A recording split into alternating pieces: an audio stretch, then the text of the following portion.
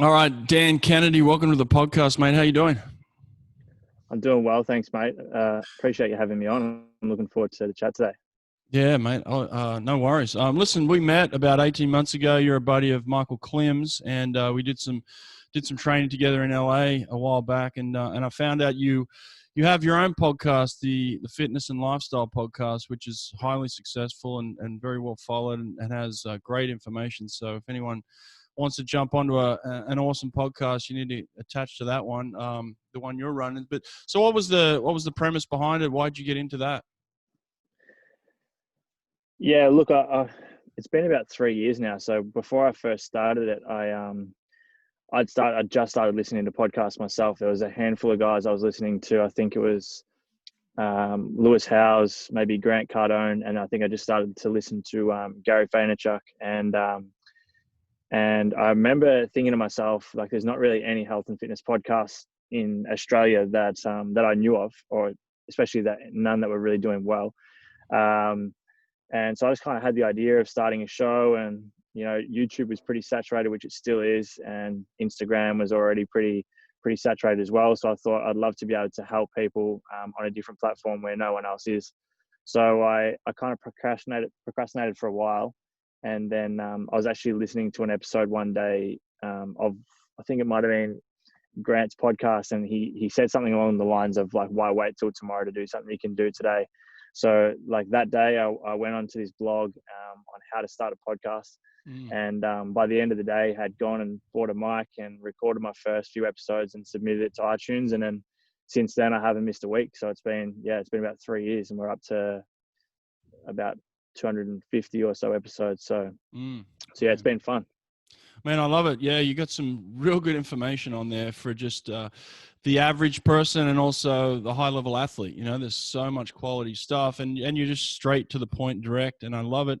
And it's kind of why I wanted to bring you on here today. You had a podcast that came out just last week or this week, talking about quality over quantity, and it's something that swimmers and swim coaches argue over and fight over and have struggled with for many years. Mm. Swimmers and swim coaches, and many swimmers will know this, we've been doing things the same way for 40 years. Like I can't, Yeah. going back as long as I can remember, we've been doing 10 or 11 swim sessions a week. We've been doing so Yeah. many Ks, and this is the formula that everybody sticks to, and there's not, everybody's afraid to kind of break away from it. So I'm just intrigued to get an outsider's point of view, somebody who's an expert in the field as well, of like, why has quantity been successful, but why are we moving away from it? It's a really good question, and this is something that I think about a lot, and I talk to it a lot. Talk about it a lot. Sorry, with athletes, particularly over here in Australia, with Aussie rules athletes, so AFL Mm, footballers, and those that are, because let's be honest, most sports, as you've just mentioned, are in that same mindset of more is better. mm, The harder you work, the luckier you are, yep. and whoever works the hardest will get the best result. And I think that's where this whole kind of concept came from.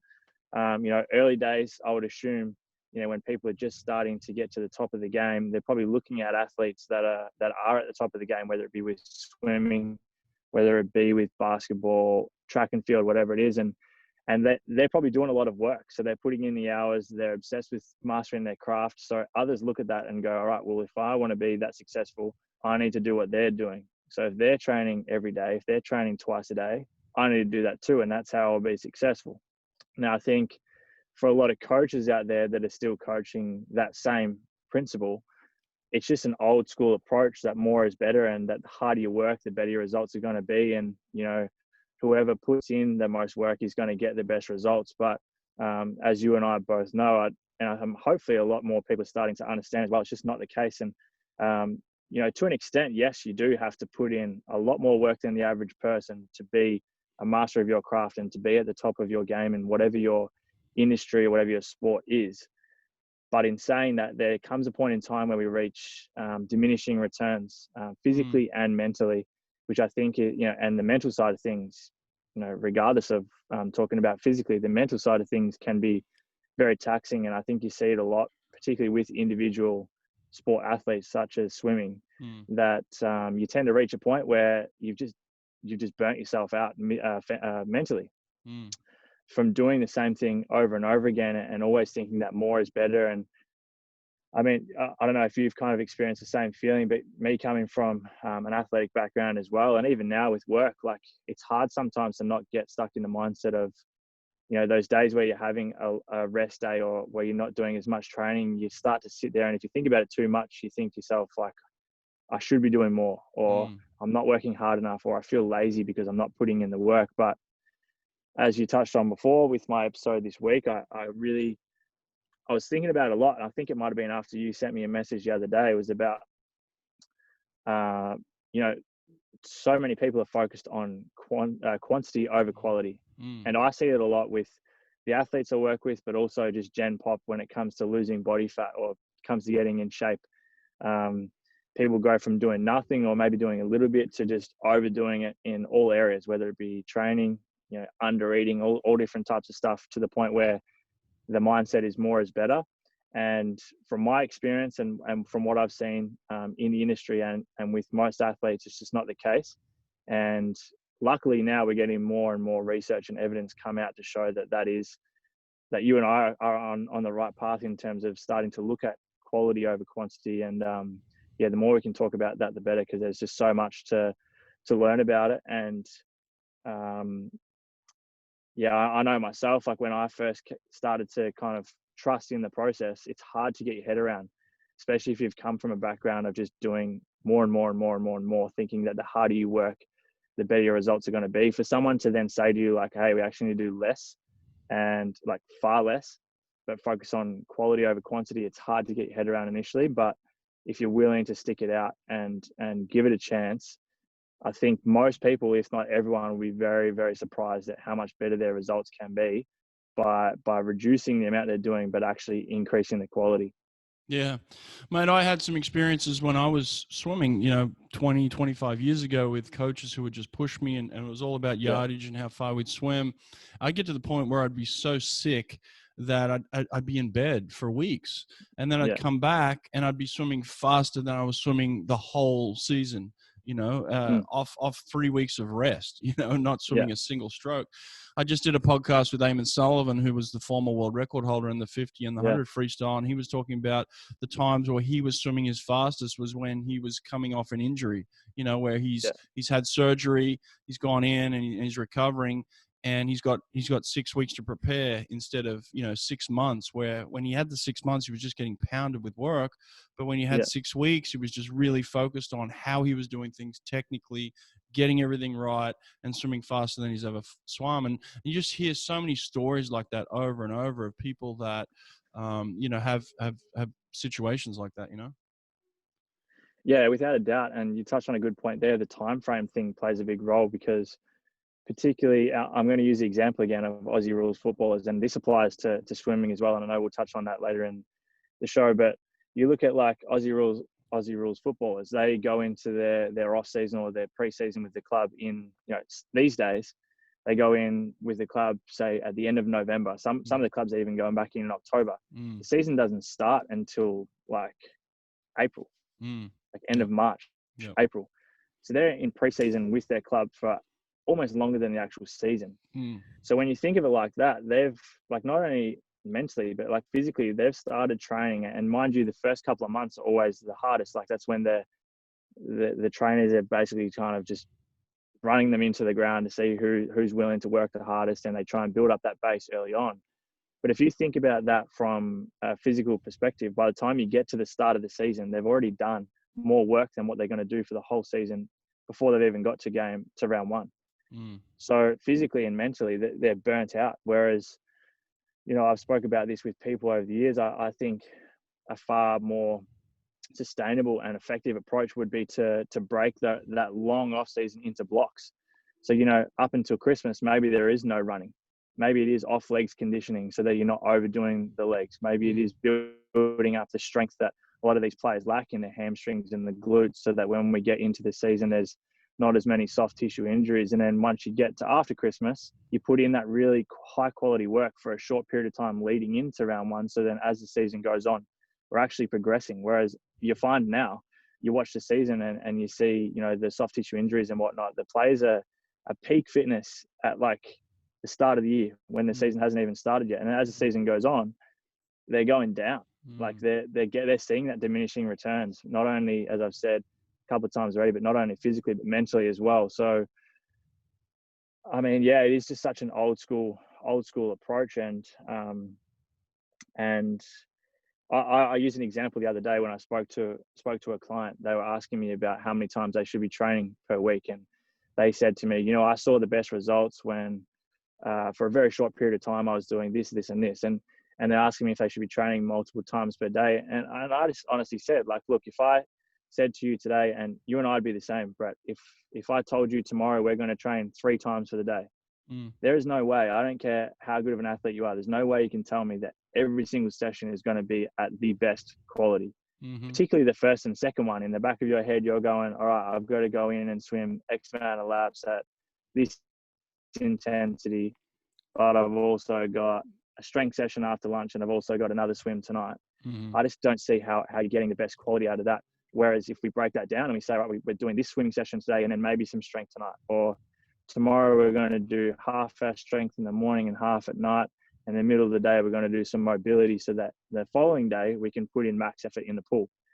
This needs to be a bit more thought put to how this programming's done, and as hard as it can be. And I find, I don't know what your opinion is on this, but I look at a lot of team sports now, and I just think to myself, like, there's just too much pressure on the strength and conditioning coach or the performance coach to take a different approach to everyone else in the whole entire league or the whole entire sport, because they're so worried about what everyone else is going to say or what everyone else's opinion is, that the pressure's there that if it doesn't get results straight away, they'll just get canned.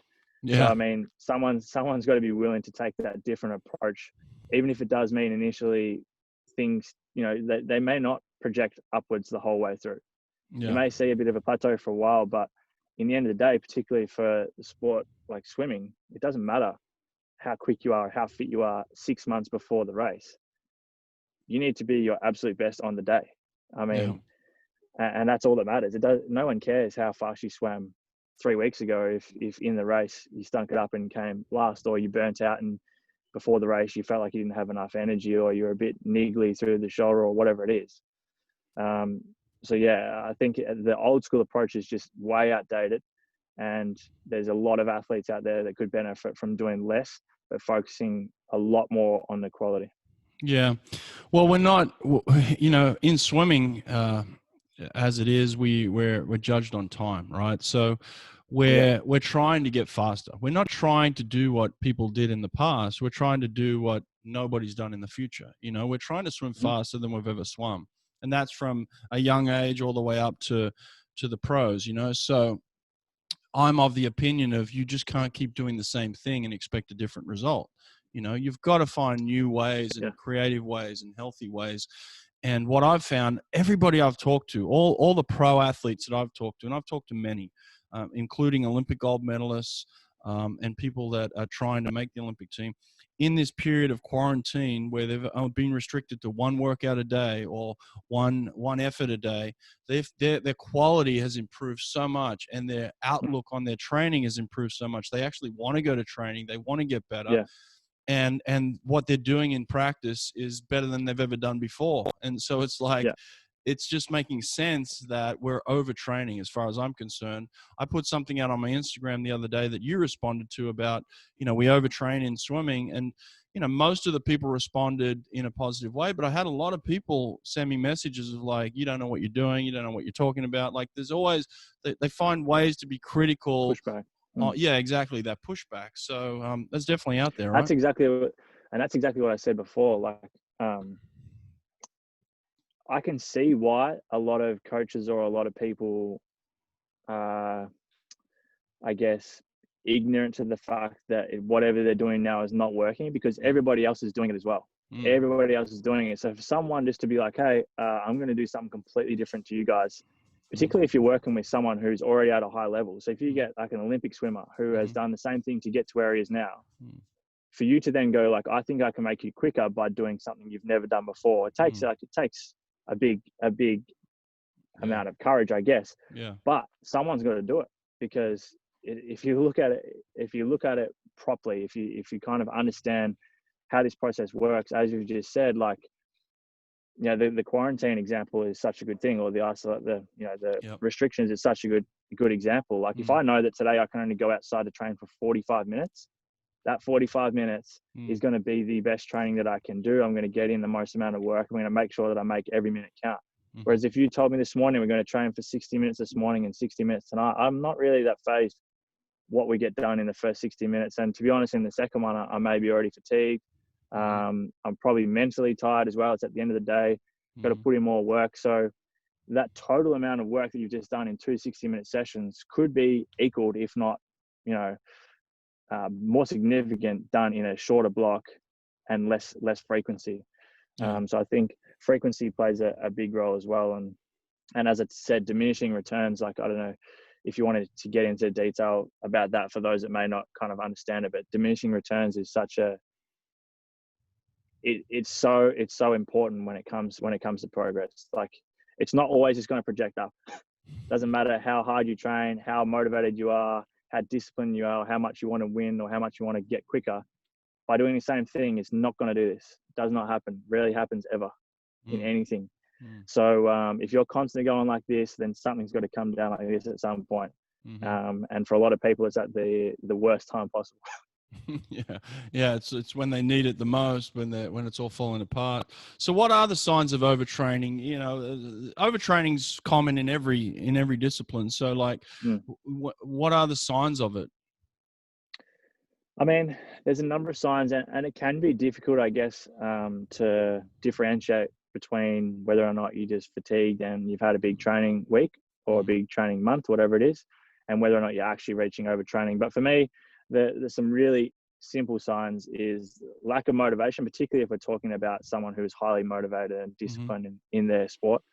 Not recovering anywhere near as well between sessions physically, you know, where they're burning out a lot quicker in the pool. Like, if you're getting the laps done that usually would be quite easy and you're burning out nice and quick, that's a very easy sign.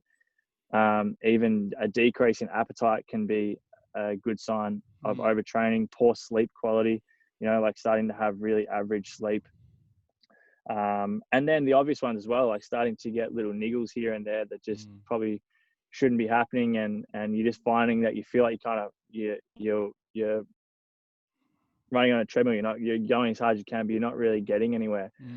So I think the best approach there is when you're starting to see those signs is, instead of just thinking to yourself, because as we touched on before, the mentality often is with a high level athlete or someone who is quite motivated to be the best, is to not be seen as soft or not be seen as weak or to push through it. And again, just that mentality of the harder I work, the better results I'm going to get. But if you do get to the point where you feel like you're overtraining, it's much more beneficial for you to take a day or two where you drop the load right down, even have a complete rest day where you're doing nothing. I think if you can get your head around the fact that you're not going to lose all your progress by having a day, 2 days, a week off training, then you come back and then all of a sudden your performance is much better. You're a lot more motivated to train. I mean, like the pandemic at the moment with coronavirus, it's mind blowing to see how many people are absolutely pumped to go back to the gym that before would whinge and complain about having to go and train. Yeah. All of a sudden, because people haven't been able to go, they're just like, I can't wait to go back. So that's just like another example of how, by not having too much of something, the motivation is going to stay a lot higher. And I mean, as everybody would be able to, understand when listening to this and resonate with. Sorry, I couldn't think of the word. Everyone can resonate with, when you don't have too much of something over and over and over again, the motivation to do it is a lot higher. I mean, it's the same as anything. You do too much of something, you're eventually going to get sick of it, and then the results will show. Yeah, mate, I'm really interested in this. To finish on this topic, swimmers are crazy. I don't understand. I never fully understood why we swim 2 hours in the morning. You're talking about 1 hour and 1 hour. Swimmers swim 2 hours in the morning and 2 hours at night. We tend to do that, almost 6 days a week, which is just insane for somebody that swims for maybe 2 minutes, max. Like I swam for 22 seconds and I was swimming, 20 hours a week for 22 seconds. So it doesn't make sense. So, but in terms of cross training these days, obviously we're trying to do different things. In terms of aerobic fitness for swimming, are there things that you can do aerobically outside of the pool that will translate inside of the pool that we may not have to just swim up and down the pool?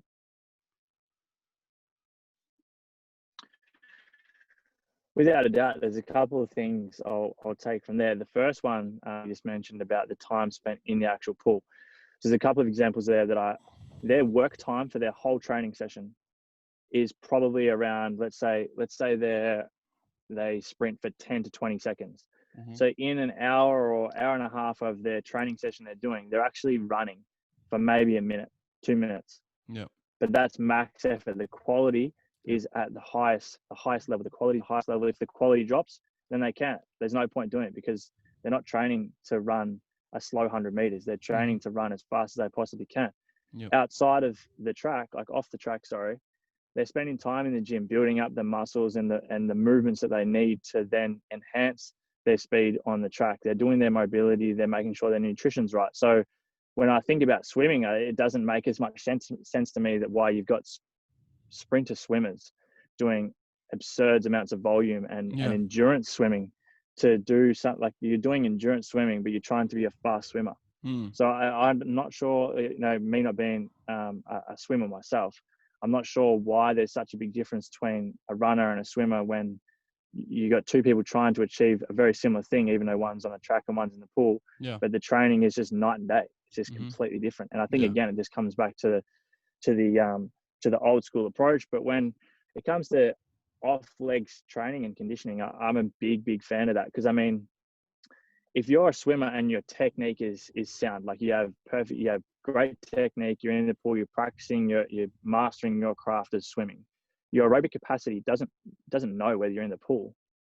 Like your body doesn't go like, oh shit, I'm in the pool now, so I'm going to breathe differently than what I do when I've just done max effort battle rope, or I've just done max effort, so-and-so to get my heart rate up and to build up that lactic acid and get my body to recover quickly in short periods of time. I mean, specific to swimming, obviously for a swimmer to be out doing sprints and to be out doing long runs and stuff like that, I mean, I don't really see the benefit of that as such. But off legs conditioning, or not even off legs conditioning, whatever conditioning outside of the pool, I think is hugely beneficial. You look at AFL guys here and other sports where when you've got someone who's got an injury, this is a great example. Like I've even experienced this myself. Like I've had an injury back when I was playing basketball. I had an injury where I was unable to do basically any like running at all. I couldn't do any running. Obviously on court, you're doing plenty of running. For that whole period of time, I was doing a lot of interval work at a really high intensity, paired with some endurance stuff as well on the bike, and then doing a lot of battle rope stuff as well. And, when I came back to being able to run, like, the first couple of runs to get the Ks back in the legs, you're a little bit fatigued, but my tank was better than what it was before. Yeah. And because of that variety in my training and not just doing the same thing over and over again, my body actually was able to perform at a much higher rate across the board instead of just that one thing. Yeah. So I think if you're getting in the work in the pool, your technique's good, you're building up the strength in the areas that you need to build up, and your mobility's good. I mean, I think it's really beneficial to be doing conditioning outside of the pool, as long as the main amount of work is still done in there. I find it hugely beneficial. Yeah, mate, I'm with you. I agree. And look, I don't think we have all the answers when it comes to swimming yet. And I think that's part of, being creative and experimenting. But, what I've found is we're just so stuck on our ways of this is the formula for swimming. And we're so afraid to look outside of that for some reason. Like you said, track athletes are doing something completely different in order to, a 100-meter runner on the track doesn't train anything like an 800-meter runner on the track. And there's not that much difference between the two, yet they're doing completely different things. And in swimming, we tend to box everybody in, and they're all doing very similar things.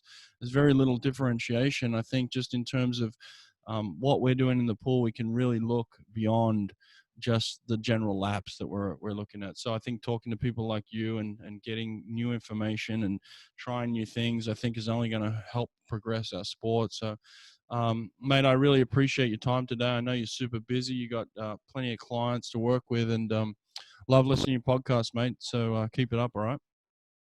I appreciate it, man. Thanks a lot for having me on, and I've been really enjoying the episodes lately, and look forward to hearing plenty more of them. But definitely, this is a conversation that